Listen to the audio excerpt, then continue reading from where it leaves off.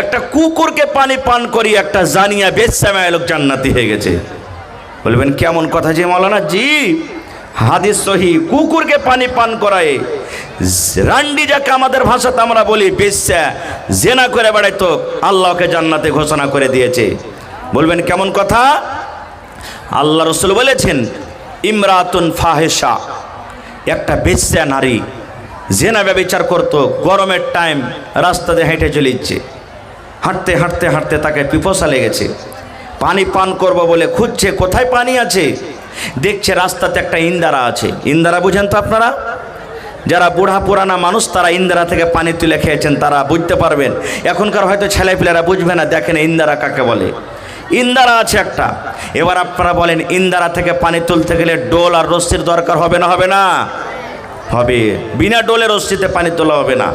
এবার দেখছে মহিলাটা যে পানি পান করতে যাবে, এই মতো অবস্থাতে একটা কুকুর ইন্দারার পাঞ্জর পাঞ্জর ঘুরছে।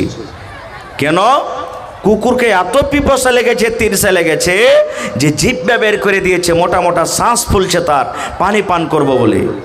এবার মহিলাটা বলছে আল্লাহ, আমি একটা মানুষ, আমাকে যেমন পিপাসা লেগেছে কলিজা ফেটে গেল, একটা কুকুরকে পিপাসা লেগেছে, কিন্তু ও তো পানি তুলতে পারবে না, আমি পানি তুলে পান করতে পারবো, ও তো পানি তুলতে পারবে না, কি দিয়ে পানি তুলবো আল্লাহ? এই কুকুরকে আমি পানি পান করাবো।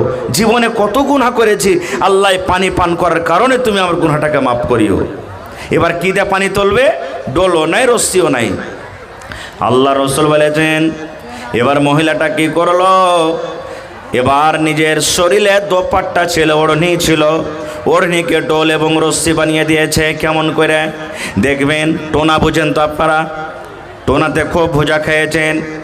আল্লাহ রসুল বলেছেন উম্মত, ওই মহিলা নিজের দোপাট্টাকে, নিজের চাদরটাকে, নিজের ওড়নাটাকে সুন্দর করে টোনা বানিয়ে দিয়েছি, আর কোনো রকম কষ্ট করে পানিতে ডুবিয়ে ডুবিয়ে ডুবিয়ে ডুবিয়ে ডুবিয়ে ডুবিয়ে সুবহানাল্লাহ একটুখানি পানি তুলেছি।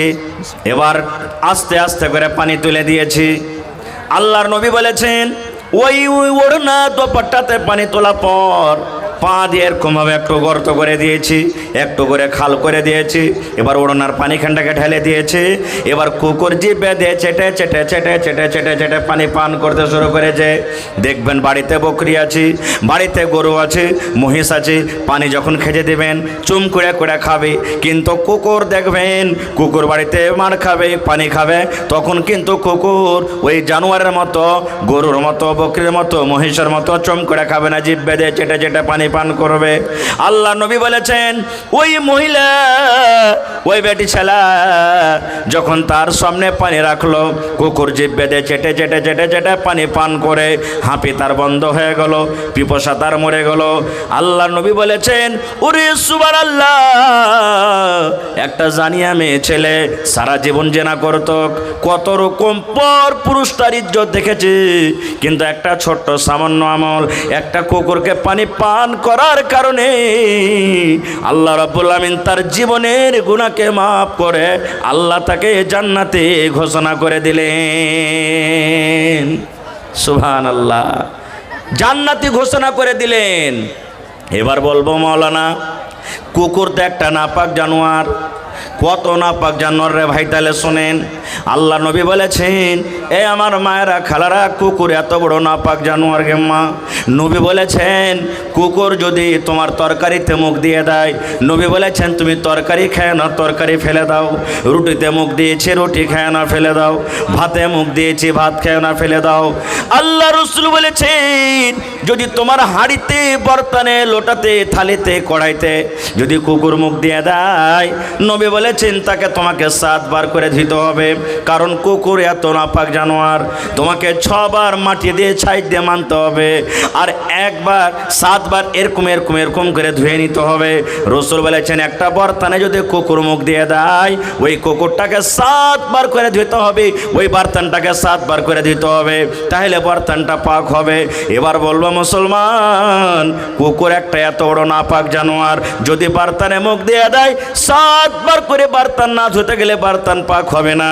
এরকম কুকুরকে, এরকম নাপাক জানোয়ারকে যদি পানি পান করায় আল্লাহ গুনাহ মাফ করতে পারে, তাহলে মাদ্রাসার মাসুম বাচ্চা, আহারে যারা কোরআন পড়ে, যারা নবীর হাদিস পড়ে, যারা আল্লাহ এবং আল্লাহর নবীর জিকির আজকার করে, এরকম বাচ্চাকে খাইয়ে, এরকম মাদ্রাসাতে দান করে, বলেন আল্লাহ তাবারক ওয়া তাআলা কে জীবনের গুনাহ মাফ করবেন না? করবেন? জোরে বলেন করবেন? সুবহানাল্লাহ। আর একটা হাদিস আপনাদের সামনে বলি। আল্লাহর নবী একদিন ফজরের নামাজ পড়ে মুক্তাদির দিকে ঘুরে গেলেন। ফজরের নামাজের পর এবার নবীজি সালাম টালাম ফিরে মুক্তাদির দিকে ঘুরে এবার দেখছেন, দেখা পর বেলালকে কিন্তু দেখতে পাই না। নবীজি বলছেন, বেলাল, ও বেলাল, তুমি কোথায় আছো বাবা? বেলাল বলছেন, লাব্বাইক ওয়া সাদাইক ইয়া রাসূলুল্লাহ, হুজুর আমি এখানে আছি। নবী বললেন, এসো আমার সামনে এসো, এসো আমার সামনে বসো। সামনে হাজির হয়ে গেলেন। এবার নবীজি বেলালকে বলছেন, বেলাল রে, জীবনে তুমি কোন আমল করো রে বাবা, সেই আমলের কারণে আমি তোমাকে জান্নাতের ভিতরে আমি দেখলাম। শুধু জান্নাতে দেখি নাই, আমি জান্নাতের ভিতরে আমি গেলাম, আমি দেখছি আমার আগে আগে খড়ম পেয়ে দিয়ে দিয়ে তোমার পায়ের আওয়াজ আমি শুনতে পেলাম, তোমাকে আমি জানতে পারলাম, চিনতে পারলাম। আমি নবী পিছনে পিছনে জান্নাতের ভিতরে হাঁটছি, আর তুমি আমার সামনে আগে আগে জান্নাতের ভিতরে হাঁটছো।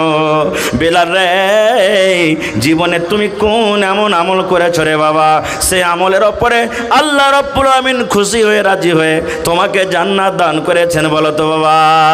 এই বেলাল, কি আমল তুমি করেছো? বেলাল বলছেন, ইয়া রাসূলুল্লাহ, আমি তো দেখতে পাই না এরকম কিছু। আপনার সাথে নামাজ পড়ছি, রোজা করছি, তেলাওয়াত যা কিছু পারছি করছি, এরকম তো আমার কোনো আমল মনে আসে না। নবী বললেন, না না না রে বেলাল, তুমি ভালো করে মনে করো, তুমি কোন এমন আমল করো যে আমলটার কারণে আমি তোমাকে জান্নাতের ভিতরে দেখলাম।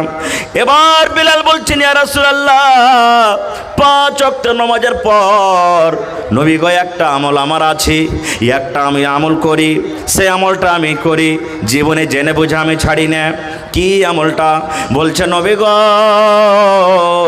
আমি যখন ওযু করি, আমার ওযুটা যখন ভেঙে যায়, আমি যখন ওযু করি আর ওযু করার পর আমার মন খানা কিন্তু মানে না গো নবীজি, যে আমি ওযু করে কেমন করে থাকবো, নামাজের টাইম হোক কিংবা না হোক, হয়তো বেলা 8টার সময়তে ওযুর দরকার হলো ওযু করলাম, হয়তো বেলা 2টার সময়তে ওযু করে নিলাম, হয়তো বেলা রাত 9টার সময়তে ওযু করে নিলাম। নামাজের টাইম হোক কিংবা নাই হোক, যখন যখন ওযু করেছি নবী গো, আমি মসজিদে গিয়ে 2 রাকাত আমি নফল নামাজ আদায় করেছি। আমি ওযু করার পর ওযুর আমি হকটা আদায় করেছি। আমি ওযু করার পর মন খান আমার থামলো না, আমি মসজিদের ভিতরে চলে গেলাম, আর মসজিদের ভিতরে যাওয়ার পর আমি 2 রাকাত আমি নামাজ আদায় করি। আল্লাহ রাসূল বলেছেন, বেলাল রে, এই আমলটার কারণে আমি তোমাকে জান্নাতের ভিতরে দেখলাম, যে আমার আগে আগে তুমি জান্নাতে হাঁটছো। নারে তাকবীর। আর একটা হাদিসের কথা বলি, যেটা আমরা পাপকে পাপ মনে করি না। আচ্ছা ভাই, এই আমাদের সমাজে একটু আপনারা অন্তর থেকে বলবেন, সবাইকে আমরা পানি নিয়ে পেশাব করছি? জোরে বলেন, পানি নিয়ে পেশাব করছে কি না? পানি লি না আমি। এবার একটা হাদিস শুনেন, নবীজি একটা ঘোড়ার উপরে চড়ে আছেন, ঘোড়ার উপরে চড়ে আছেন, যাচ্ছেন, যেতে যেতে যেতে হঠাৎ ঘোড়াটা ঝিড়কে গেল, বিদকে গেল, মনে হয় নবীজিকে ঘোড়া ফেলে দিবে, এরকম হয়ে গেল। নবীজি নেমে গেলেন, সাহাবায়ে কেরাম শুতে আছেন। আল্লাহ রাসূল সাল্লাল্লাহু আলাইহি সাল্লাম নামার পর দেখছেন ওখানে কয়েকটা কবর আছে। কি আছে? কবর আছে। এবার নবীজি বললেন, হ্যাঁ গো, এই কবরগুলোকে তোমরা চিনো? বলছে, জি হুজুর চিনি। আল্লাহ রাসূল সাল্লাল্লাহু আলাইহি সাল্লাম বললেন, ও আমার সাহাবীর দলেরা শোনো, এই আমার ঘোড়া বিদকে গেল, ঘোড়া আমার ধিড়কে গেল, যেন আমাকে ঘোড়া ফেলে দিবে। কেন আমার ঘোড়াটা ধিড় তোমরা জানো? বলছেন না। আল্লাহ রসুল বললেন, এই কবরের ভিতরে আযাব হয়, এই কবরের ভিতরে এখন আযাব হয়। দুনিয়ার কোনো মানুষ, দুনিয়ার কোনো জিন এই কবর আযাব শোনার আল্লাহ রাব্বুল আলামিন তাকে ক্ষমতা দান করেনি, কিন্তু জানোয়ারেরা শুনতে পায়, বুঝতে পারে। এই কবর আযাব শুনে আমার ঘোড়া ধিড়কে গেল, যেন আমাকে ফেলে দিবে। সাহাবায়ে কেরাম বলছেন, ইয়া রাসূলুল্লাহ, তারা দুনিয়াতে কোন এমন পাপ করেছিল, দুনিয়াতে কোন এমন গুনাহ করেছিল, সেই গুনার কারণে কবরে তারা আযাব হয়? নবীকে একটু বলেন। আল্লাহ রাসূল বললেন, হে আমার মায়েরা, খালারা, যুবকেরা শোনেন। নবী বললেন, সাহাবীরি, গুনাহ দুটা বড়, পাপ দুটা বড়। গুনাহ দুটা বড়, পাপ দুটা বড়, কিন্তু গুনাহ থেকে বাঁচাটা ছিল আসান। মানুষ ইচ্ছা করতে গেলে গুনাহ থেকে বাঁচতে পারত, কিন্তু গুনাহ থেকে না বাঁচার কারণে আল্লাহ রাব্বুল আলামিন তার কবরে তারাকে শাস্তি দেন। কত জোরে জোরে তারা চিৎকার করে তোমরা জানো? কত জোরে জোরে কবরে তারা কান্দে জানো? হাউ মাউ করে চিৎকার করছে, মা বাঁচাকে, আল্লাহ মরে গেলাম, আল্লাহ মরে গেলাম, আর সহ্য হয় না, আল্লাহ তুমি বাঁচাও, আল্লাহ তুমি বাঁচাও। এরকমভাবে তারা কবরে চিৎকার করে কান্দে। আল্লাহ রসুল বললেন, সাহাবীরে, যদি আমি আল্লাহকে বলি, মাবুদ, এই কবরে এরা এতভাবে চিৎকার করছে, আল্লাহ তুমি একটু আমার সাহাবীরাকে শুনিয়ে দাও। আমি যদি আল্লাহকে দোয়া করি, আল্লাহ তোমাদেরকে শুনিয়ে দিবে, কিন্তু আমি দোয়া করব না। এই জন্য দোয়া করব না যে তোমাদের যখন আত্মীয় কেউ মারা যাবে, ভয়ের কারণে তখন তোমরা তাকে দফন করবে না, দফনই করবে না তোমরা তাকে, যে ওই বাপরে কবরে এরকম আযাব, একে দফনই করব না কো। এবার সাহাবীরা বলছেন, হুজুর, তারা কোন এমন পাপ করত যে পাপের কারণে কবরে আযাব? আল্লাহ রাসূলুল্লাহ সাল্লাল্লাহু আলাইহি ওয়াসাল্লাম বলেন, সাহাবীরি, দুজনের মধ্যে একজন ছিল চুগলখোর। কি ছিল? জোরে বলে। চুগলখোর ছিল, গীবত করত, চুগলখড়ি করত, ইয়ার কথা ওয়াকে লাগে যেত, কর কথা ওয়াকে লাগে যেত, গীবত করত, অমুক মাওলানা তো এরকম রে, অমুক হাজি সাহেব তো এরকম রে, অমুক নমাজি তো এরকম রে। এক নম্বর গুনাহ এটা। আর দুই নম্বর, যে কবরে আযাব হয়, এই লোকটা পেশাবের ছিটা থেকে বাঁচত না, পেশাবের ছিটে থেকে বাঁচতক না খো।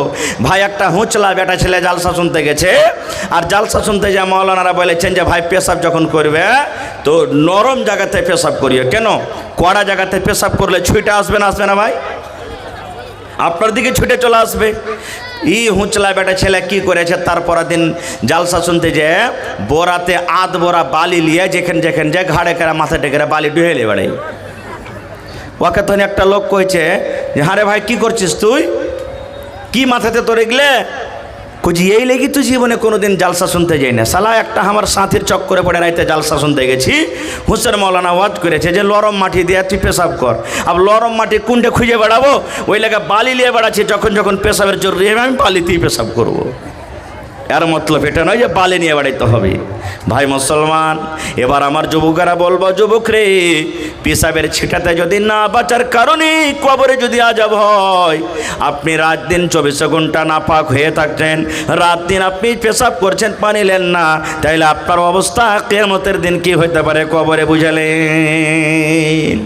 বুঝলেন? এটা জরুরি নয় যে মৌলী সাহেব নামাজ পড়ি না তো কি করব, পানি খরচ করে কি করব, যে না। আত-তাহুর শাতরুল ঈমান, নবীর হাদিস। মানুষের পাক সাফ থাকাটা হলো ঈমানের আধখানি অঙ্গ, আধখানি আলামত, আধখানি ঈমান, পাক সাফ থাকাটা। এই জন্য নামাজ পড়েন বা না পড়েন, আপনাকে পানি নিয়ে পেশাব করতে হবে। নবীর হাদিস, পানি না পান এমনও জায়গাতে আছেন, শুখা ইট শুখা ঢাল নিয়ে আপনাকে সেই কাজটা ইস্তেঞ্জা করতে হবে, কিন্তু আপনাকে পাক সাফ হয়ে থাকতে হবে। আর একটা হলো কি, গীবত চুগলখড়ি। গীবত একটা আলাদা জিনিস, চুগলখড়ি একটা আলাদা জিনিস। এই দুটা কথা আলাদা আলাদা। সময় পেলে ইনশাল্লাহ কোনোদিন বলবো, তবে 1 মিনিটে আমি দুটা কথা আপনাদের সামনে রাখি। গীবত কাকে বলে? যেরকম আপনি 5 জন 7 জন 10 জন চায়ের দোকানে বসে আছেন, মজলিসে বসে আছেন, আর ওই জায়গাতে আমি নাই হাজির। আরে হুসেন মৌলা তো ওয়াজ করলে ভালো, এরকম ওরকম। এই যে দেখেন, অমুক হাজি, ওর হজ না ঘোড়ার ডিম কবুল হবে। সালা হাজি 3 লাখ টাকাতে হজ করে এসে লোকের খালি আইল চেপে চেপে খাইছে। এই দেখেন, যে নাই ওর ব্যাপারে ওর খেলাপ গাহা, খেপত গাহা। ওইটা হলো কি গীবত। আর চুগলখড়ি, এর কথা ওকে লাগিয়ে দিলে, ওর কথা একে লাগিয়ে দিলে, আর দিয়ে ওরকে মজা ফাটাফাটি শুরু করিয়ে দিলে, এটা হলো কি চুগলখোর। এরা দুজনেই জান্নাতের ভিতরে যাবে না, এটা নবীর হাদিস। নমাজ রোজা করতে গেলেও জান্নাতে যাবে না। ভাই আমার, আল্লাহর নবী একদিন বসে আছেন, আর আল্লাহ নবীর স্ত্রী মা আয়েশা রাদিয়াল্লাহু তাআলা আনহা নবীর পাঞ্জরে বসে আছেন। আর আল্লাহর নবীর আরও স্ত্রী ছিলেন একজন, নবীর পাঞ্জরে চলে আসছেন কোনো দরকার হিসাবে। এবার মা আয়েশা ইশারা করে বলছেন, হুজুর হুজুর, মানে ইশারা করছেন, দেখেন আপনার স্ত্রীর নাটি, যে নাটি খাটি বাইকটা যাকে আমাকে ভাষাতে আমরা বলি, আপনার কাছে চলে আসছে। মা সেটাই বলছেন, দেখেন আপনার স্ত্রী যে বাঁটি আছে, দেখেন দেখেন হুজুর আপনার কাছে আসছে। ওরে সুবহানাল্লাহ, যেমনই নবী শুধু তার মুখ থেকে বাঁটি এবং নাটি কথাটা শুনলেন, নবীর রাগে চোখ লাল হয়ে গেল। এবার নবীজি কি বলছেন জানেন? এই আমার বেবি আয়েশা, তুমি একটা মানুষকে নাটি এবং বাঁটি বলে ছোড়ে বিবি। নাটি হলো আল্লাহর তৈরি, বাঁটি হলো আল্লাহর তৈরি। যারা ধলো ওরাও আল্লাহর তৈরি, যারা কালো ওরাও আল্লাহর তৈরি। ও আয়েশা, তুমি একটা মানুষকে এমনই কথা বলেছ যে কথাটা শুনতে গেলে মানুষের রাগ হবে, মানুষ লজ্জা পাবে। আমার বিবি আয়েশা, এই নাটা এবং বাঁটা কথাটা এমন খারাপ, এমন খারাপ, বিবির এই কথাটা ধরে যদি সমুদ্রে ছেড়ে দেওয়া হয়, এই নাটা এবং বাঁটা কথাটা সমুদ্রে ফেলে দেওয়া হয়, এই কথাটা এমন খারাপ, এমন খারাপ, গোটা সমুদ্রের পানি দুর্গন্ধ হয়ে যাবে। দুর্গন্ধর কারণে সমুদ্রের পানি পান করা যাবে না। আয়েশা, তুমি একটা লোককে নাটা এবং বাঁটা বলেছো, এই কথাটা ধরে যদি সমুদ্রে ফেলে দেওয়া হয়, সমুদ্রের পানি, গোটা পানি দুর্গন্ধ হয়ে যাবে। দুর্গন্ধের কারণে পানিটা পান করা যাবে না। এবার বলেন, সামান্য যদি একটা নাটা এবং বাঁটা বলাতে নবী এত রেগে যান, তাহলে রাত দিন যে এক অপরে আমরা কিপত করছি, তাহলে আমাদের হালাতটা কি হবে? নবীজি নিজের বিবির উপরে রাখলেন, বিবিটাকে কত ভালোবাসেন জানেন? একটু ভালোবাসার কথাটা শুনেলেন, কত ভালোবাসেন নবীজি। মা আয়েশা নিজে বলেন, আমি নবীর পাঞ্জরে বসে আছি, নবী আমার পাঞ্জরে বসে আছেন, আমি গিলাসে দুধ নিয়েছি কিংবা পানি নিয়েছি, দুধ পান করছি মুখ লাগায়ে, ঠোঁট লাগায়ে। আল্লাহ নবী আমার দেখে দেখছেন, আমার বিবি আয়েশা গিলাসের কোন জায়গাতে মুখ লাগায়ে, ঠোঁট লাগায়ে পানি পান করেন। আমার দিকে আমার নবী দেখছেন।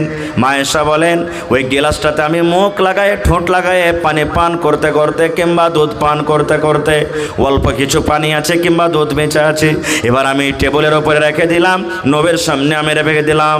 যেমনই রেখে দিলাম, সুবহানাল্লাহ, নবীজি চট করে গিলাসটা উঠিয়ে নিলেন। আর উঠিয়ে নেওয়ার পর মা আয়েশা বলেন, যেই জায়গাতে আমি আয়েশা ঠোঁট লাগাই, মুখ লাগাই আমি পানি পান করলাম, আমার দয়ার নবী আমার ওই মুখ লাগা জায়গাতে নিজের মুখ লাগায় নবীজি পানি পান করলেন। কেমন ভালোবাসা! মা আয়েশারও বলেন, আমি হাড্ডি ছিঁড়ে চুষে চুষে খাই, আমি গোশকে দাঁত লাগিয়ে লাগিয়ে ছিঁড়ে ছিঁড়ে ছিঁড়ে ছিঁড়ে খাই। এবার পিসটাকে যখন আমি থালাতে রেখে দিলাম, আল্লাহর নবী চট করে গোশটের পিসটাকে উঠিয়ে নিলেন। আমি আয়েশা যে জায়গাতে দাঁত লাগায়ে কামড় দিয়েছি, যে জায়গাতে ঠোঁট লাগায়ে আমি কামড় দিয়েছি, আল্লাহর নবী ওই পিসটা হাতে নেওয়ার পর ওই জায়গাতে দাঁত লাগাইয়ে নবীজি কামড় দিয়ে খেতেন। এত ভালোবাসা, এত মহব্বত বিবির সাথে। এরকম বিবি কত মহব্বত ভালোবাসা। নবীজির 11টা বিবি ছিলেন, 11টা বিবি ছিলেন। এ মুসলমান, নবীজির দিলি চাহাত ছিল, আল্লাহ রে, আমি যেদিন মরবো, আমি যেদিন মরবো, আমার যেদিন মত হবে, সেদিন যেন আমার আয়েশার বাড়িতে মত হয়। কারণ নবীজির স্ত্রীরা অনেক ছিলেন, নবীজি বাড়ি বানিয়ে বানিয়ে রেখেছিলেন। আজ নবীজি হাফসার বাড়িতে, তারপরে নবীজি উমুকের বাড়িতে, জাইনাবের বাড়িতে, আল্লাহ রসুলের বাড়ি বানাচ্ছিল। নবীজি মনে মনে ইচ্ছা করেছেন, আল্লাহ আমি যেদিন মরব, আমার যেদিন মত হবে, মালাকুল মত যেদিন আমার কাছে আসবে, সেদিন যেন আমার বেবি আয়েশার ঘরে আমার মত হয়। এবার বলবো, আয়েশাটা কত নেককার, আয়েশাটা কত নেককার, আয়েশাটা কত নেককার। একটু নেককারের কথা শুনগে মা, এ আমার ভাই শোনে, বলছেন নবীজির স্ত্রী, প্রথম স্ত্রীর নাম মা খাদিজা রাদিয়াল্লাহু তাআলা আনহা, যে নবীর জন্য মাল কুরবানি করে দিয়েছেন। নবীজির আমার বাপকে দেখতে পাননি। নবীজি যখন মায়ের পেটে ছিলেন বাপ দুনিয়া থেকে চলে গেছেন। নবীজির বয়স 6 বছরকার মা দুনিয়া থেকে চলে গেছেন। নবীজির বয়স 8 বছরকার দাদু দুনিয়া থেকে চলে গেছেন। নবীজির লালন পালন করেছেন চাচা আবু তালেব। এবার নবীজির বয়স 25 বছর। সেই 25 বছর টাইমে মা খাদিজা রাদিয়াল্লাহু তাআলা আনহা মক্কা নগরে একটা ধনী মহিলা, মক্কা নগরে একটা ধনী মহিলা, তার সমান কিন্তু কহরির মাল ছিল না। নবীর আখলাক, নবীর চরিত্র, নবীর ব্যবহার দেখে মা খাদিজা নিজে পায়গাম দিয়ে দিলেন নবীকে। তখন নবী হয়নি, পায়গাম দিয়ে দিলেন। এবার মা খাদিজার বয়স কত? 40 বছরকার, আর নবীজির বয়স 25 বছরকার। কতখানি তফাৎ হলো ভাই? কয় বছরকার ফরক হলো? 15 বছরকার হইল। বিয়ে হয়ে গেল। মা খাদিজাকে সব রাগায়, এ খাদিজা, তুই একটা ইয়াতিমের সাথে বিয়ে করতে পারলি? আরে ওর কাছে তো এক কাঠা জমিনও নাই, চাচার বাড়িতে খায় পিন্ধা মানুষ হইল, ওর সাথে তুই বিয়ে করলি?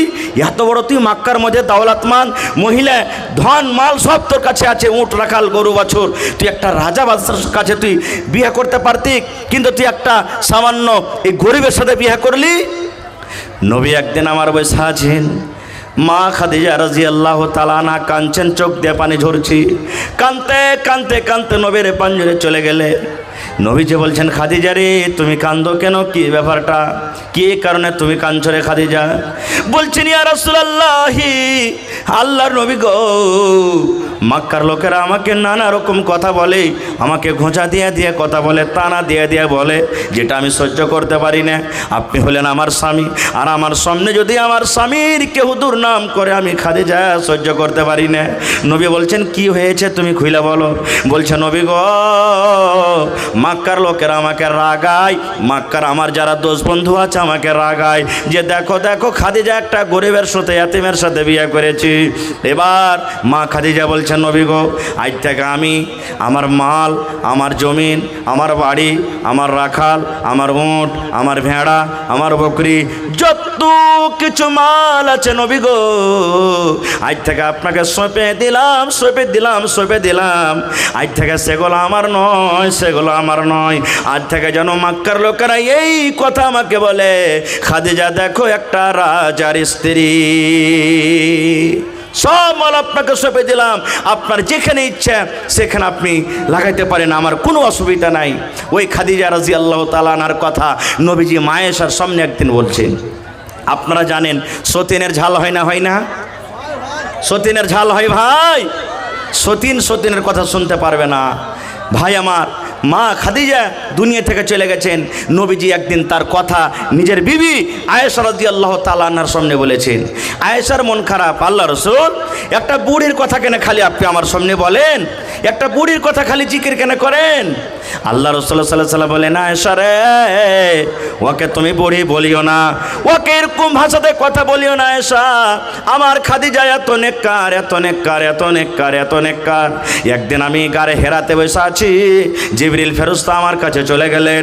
যাওয়ার পর বলছেন, নবী গো, ওই যে আপনার বিবি খাদিজা আপনার জন্য লাহারি নিয়ে আসছে, আপনার জন্য খানা নিয়ে আসছে, ওই খাদিজাকে একটু জানিয়ে দেন আল্লাহ রাব্বুল আলামিন খাদিজাকে নিজে সালাম দিয়েছেন, আর আমি জিবরিল ফেরেশতা তাকে সালাম দিলাম। কে সালাম দিয়েছেন? সালামটা কে দিলেন খাদিজাকে? আরো জোরে বলেন, আল্লাহ আর জিবরিল ফেরেশতা নিজে দিয়েছেন। নবী গো, আপনার বিবিকে আল্লাহর সালাম দিয়ে দেন, আল্লাহ সালাম দিয়েছেন, আর আমি জিবরিল ফেরেশতার সালাম জানিয়ে দেন। এবার নবীজি বলছেন, আয়েশা রে, আল্লাহর সালাম, জিবরিলের সালাম পেয়েছে আমার খাদিজা। আরে আয়েশা, তুমি আল্লাহর সালাম পাওনি, তুমি শুধু জিবরিল ফেরেশতার সালাম পেয়েছো। তাহলে বলার উদ্দেশ্য কি? যে মা খাদিজা কত বড় নেককার দিনদার মহিলা ছিলেন, সুবহানাল্লাহ, যে জিবরিল ফেরেশতা পর্যন্ত তাকে সালাম দিয়েছেন। আর সামান্য সে বিবি একটু মুখ দিয়ে নাটা এবং বাঁঠা কথাটা বলার কারণে নবী তার উপরে রেগে গেলেন।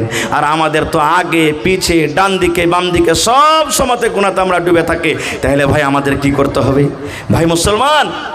এই জন্য কবি বলেন যে কিতনি ছোটি হো নেকি উসে হালকি না জান রব কি বখশিশ কে লিয়ে কোই বাহানা চাহিয়ে।